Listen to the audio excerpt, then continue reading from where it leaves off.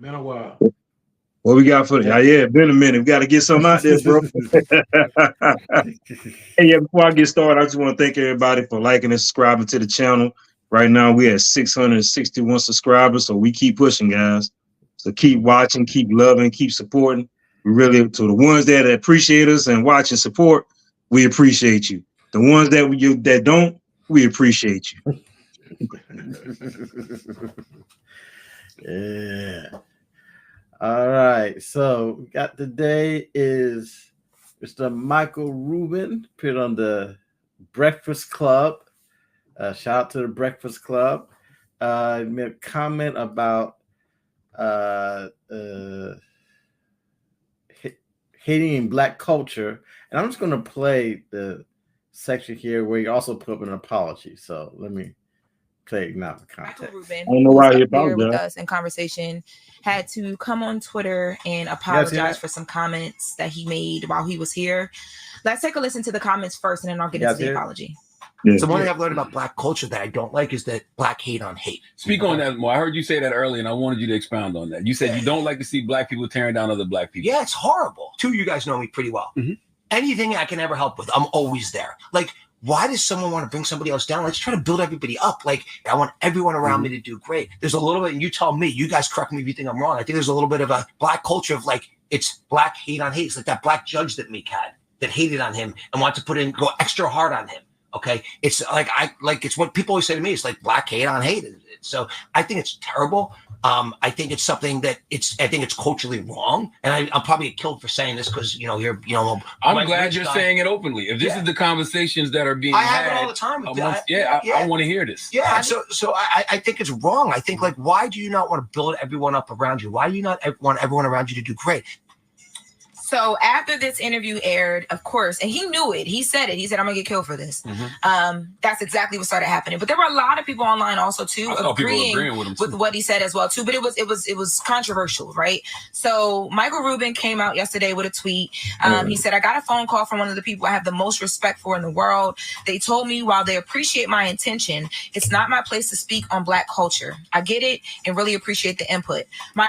Okay, so that the link is in the chat for the whole for this video, but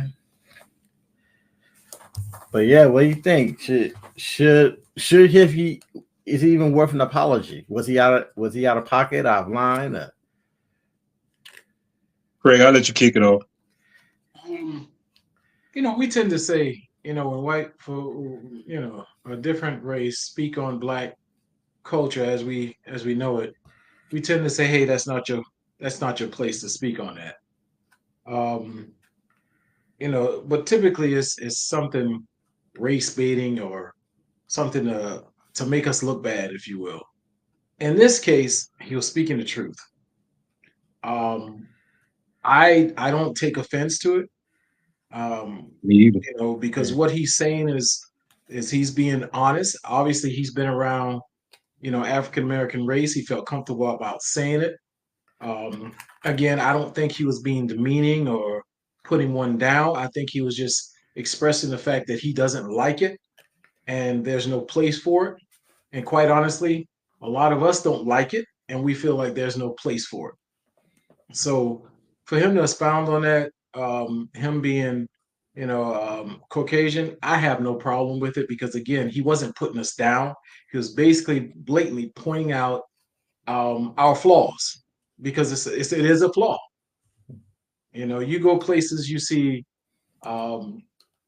if Hispanics are somewhere, in the new Hispanic come in place, they're going to embrace them.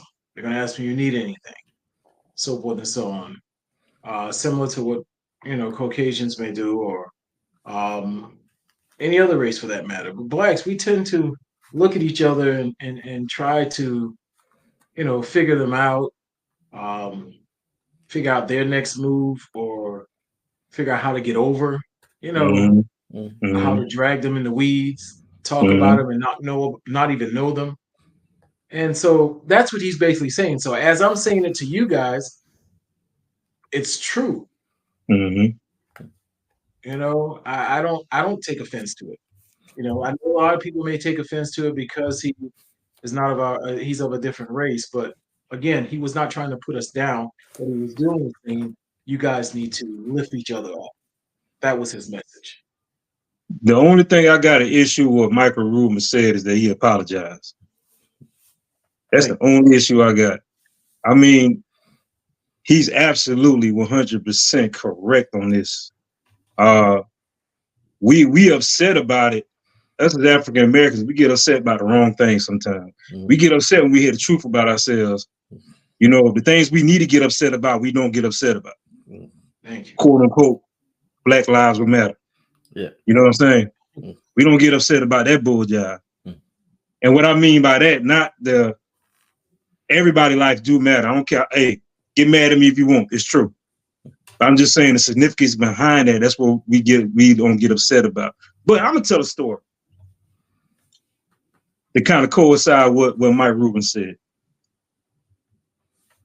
So this happened recently, a couple weeks ago. I was at a gas station, and I was talking to obviously. Let's be 100, man. If you go 90% of these gas stations, who own Indians, right? So I was talking to the Indian worker there, and we just sitting there chatting, just talking to him. I'm like, man, let me ask you a question, man. Like, how do you guys? Like, I see a lot of you guys. I said, I just came back from Florida, and y'all running it down there to gas station. Like, what are you guys doing? I mean, he said, what it is. One person come that has money, they come establish themselves here. Then they bring another person from their hometown, from their country, come and establish it. And that's how it is, like a domino effect. They go back. Every time one get established, they help somebody out financially and everything. And I said, I try to ask one of them, another Indian guy I know, but he wouldn't tell me nothing. He said, no, we're not going to tell you because it's just in our culture and we keep it to ourselves. And I said, man, I wish we can be like that. He said, yeah, your culture, good people, you know, very informative, smart, very intelligent, but you guys don't stick together. Thank you. You guys don't stick together for nothing. He said, all y'all want to do, he said, seriously, backstab, you bring each other down. He said, we even help people out. We even help people out that we don't even like. Right. Man, he told me that hit like this, man. That hit. He said, if I can't stand you, I'ma still build you up. Now he said, now once you get built up, but the simple fact, and you know, with us, man, we hate on each other for no reason, to be honest with you, man. It doesn't make no sense. And you know, Vic, you know, Craig, we going through it right now. Yeah, 100%. I ain't gonna say no names, but if you watching, a hit dog holler. But it's, but it's just, man, it's when he hit that, it really hit me like, yo, we ain't the only one that see this. You know what I'm saying? And it was kind of refreshing because as a black man, I feel like I'm always complaining and it's going in one ear and not the other. When you hear another culture, another race say the same thing, it's like, okay, yeah, it ain't true, man. It's us, man. It's us. Yeah. And I'm gonna be frank. I was telling my wife this. We was watching man, it's probably gonna come out wrong when I say this, but I'm gonna just say it. We was watching something about HBCU. It was a TV movie, and the professor, the black professor, the black young lady was struggling, and the black professor, she went to the black professor for help, and he pretty much like push off. Shunned her. She went to a white professor for help, and you know he took the time out. He stopped everything he had to do. Called his wife like, honey, hey man, I got a student that really need help, so I'm gonna sit down and work with him. And I told my wife, I said, hey, that's accurate. That happened to me. Right. When I was in college, my professor, my white professor, like I said, I'm not trying to bash nothing, man. I'm just speaking my truth. My white professor was more helpful to me than my black professor. And I'm just being honest. Yep. I don't know why we got this self-hate towards each other. I don't understand. I don't get it. It's like we all want to be on top, and we're gonna climb over each other when we could just walk to the top together. Mm-hmm. I just don't get it, man. I just don't get it. Yeah, like you said, we living through it right now. Yeah. And I'll tell you, I put it like this: send a request to a black institution, no response. So send a request to a white institution, got a response instant. I'm gonna leave it at that. Yeah, I don't get it. And Michael, he made a comment based on what he's seen in his observation. Yeah. I ain't mad about that. If that's what I'm not either. It's not like he's saying it for some ignorance, like something he's hearing other people say. He's visually seeing this. It's like the Indian guy. He visually seeing this. Yeah. It's not hearsay. Yeah. Perception is reality. Yeah. I tell you, it even gets to not only do we either don't support each other or we'll support the wrong kind of us. Yeah. And if somebody tries to critique that person, they're accused of hating. It's like, I'll bring it up, Umar Johnson. Yeah. To bring to it, but I'll tell you, he has no board of directors. Not that he's talked about it, but we've never seen it. He says renovations been done, but we've never seen any kind of video of him of renovations being done. But he's live every day.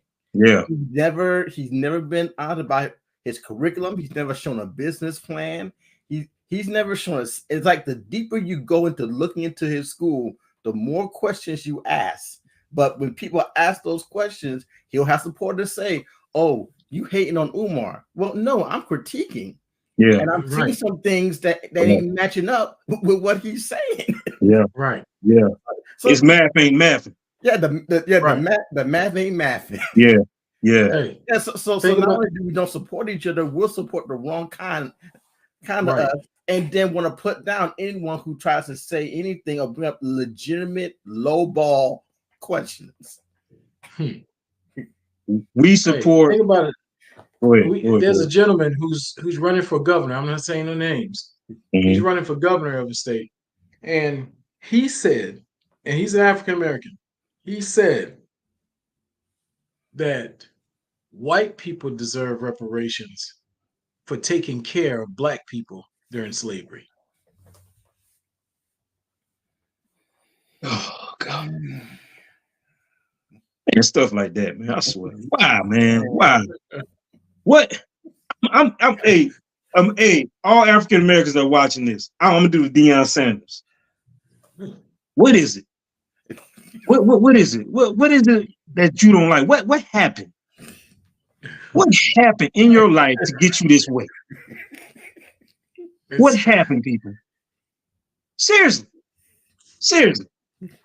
I don't understand this, man. I don't understand. I grew up, man, the way I was raised. We all help each other. You know what I'm saying? Especially our own.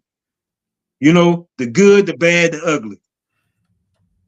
You know what I'm saying? You got an effed up, we all got an effed up family member. You got an effed up family member, we still don't downgrade them. We still try to lift them up. Right. Lift them up. You know what I'm saying? Yeah. Man, I do not get it, bro. It is. And I'm gonna say about this, it on man. the highest level. Yeah. You have Clarence Thomas, who got where he was because of affirmative action. Yeah. Affirmative action. And you want to stop it? Yeah. Again, that lifting up. He done got his. What I just said, he got his. He on the mountaintop. Now he want to stop it from anybody else trying to get theirs. Right. And they applaud him. And it's just like, you know, and I'm not going to say a name, but Craig, you definitely know who I'm talking about. Older gentleman, guy I was trying to get into a market.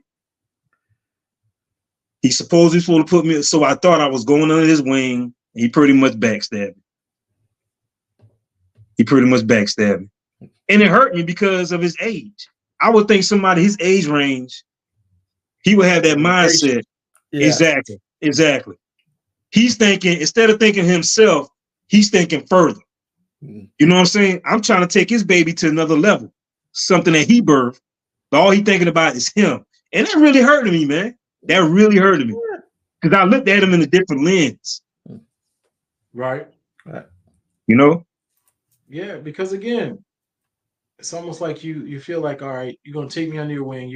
I'm gonna embrace this. We're gonna climb this ladder together. You know, give God the glory, and you riding with them. Yep. And they just turn upside down. Bro, it hurts. Yeah, you know what else hurts? It also be not even just people. It also be some of your family members, man. Bro. Yeah, get close. Bro, it be some dude. I got family members that won't even share my content, dude. I'm talking about close. I'm talking about close family members, man. Oh man, we love your stuff. All right, tell me what happened in this episode. Right. Why you ain't share? Right.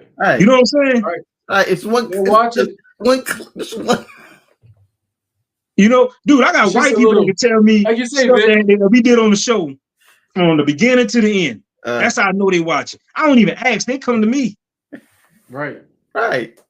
So y'all, hey man, y'all miss me with that white man stuff, man. Y'all miss me with that. Because in my eyes, we ain't all equal, but you know, like I'm cool with everybody pretty much. Right. I'm cool with everybody, man. Black, white, whatever.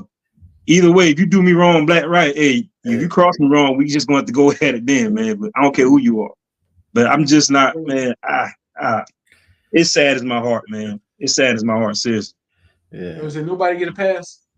Nobody get it. But everybody can get it. Everybody can get it. Furniture moving, everything, bro.